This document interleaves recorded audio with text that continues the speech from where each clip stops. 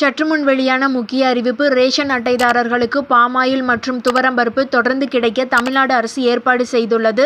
தமிழ்நாட்டின் பெரும்பாலான இடங்களில் உள்ள ரேஷன் கடைகளில் கடந்த சில மாதங்களாகவே பாமாயில் மற்றும் துவரம்பருப்பு சரியாக விநியோகிக்கப்படவில்லை.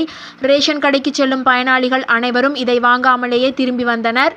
இதனால் ரேஷன் அட்டைதாரர்களுக்கு சிரமம் ஏற்பட்டது. பாமாயில் மற்றும் துவரம்பருப்பு வழங்கும் திட்டத்திற்கான மானிய செலவு அதிகரித்து வருவதால் அத்திட்டத்தை கைவிடும்படி நிதித்துறை கேட்டுக்கொண்டதாகவும் இதனைத் தொடர்ந்து துவரம்பருப்பு மற்றும் பாமாயில் ஆகியவற்றின் விலைகளை உயர்த்தவும் அரசு முடிவு செய்ததாகவும் பரவலாக பேசப்பட்டது.